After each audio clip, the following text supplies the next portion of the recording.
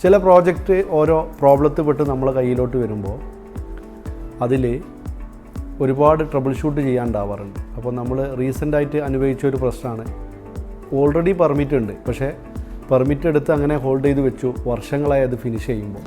അപ്പോൾ ഫിനിഷ് ചെയ്യുന്ന സമയത്ത് അതിൽ സെറ്റ് ബാക്ക് അന്നത്തെ അനുമതി പ്രകാരമല്ല എന്നുള്ളത്, അത് അതിൻ്റെ കാലാവധി കഴിഞ്ഞിട്ടുണ്ട്.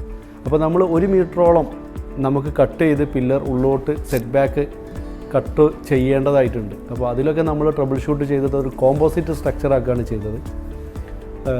നോർമലി നമ്മൾ സ്റ്റീൽ ജോയിസ്റ്റ് കൊടുത്തിട്ട് വെർട്ടിക്കൽ മെമ്പേഴ്സും സ്റ്റീൽ ബീം കൊടുക്കുകയും അതോടൊപ്പം തന്നെ ബാക്കിയുള്ള പോർഷൻ നമ്മൾ ബ്ലേഡ് വെച്ച് കട്ട് ചെയ്ത് ആ RCC എലമെൻറ്റ് നമ്മൾ ഒഴിവാക്കി. അങ്ങനെ പഞ്ചായത്ത് ആവശ്യപ്പെട്ട ആ ഒരു സെറ്റ് ബാക്ക് നമുക്ക് കോമ്പോസിറ്റ് സ്ട്രക്ചറായിട്ട് നമുക്ക് കൊടുക്കേണ്ടതായിട്ട് വന്നു. പറഞ്ഞു വരുന്നത് ഒരു RCC സ്ട്രക്ചർ സ്റ്റീലും കോൺക്രീറ്റും കൂടിയിട്ട് നമ്മളൊരു ട്രബിൾ ഷൂട്ട് ചെയ്തു.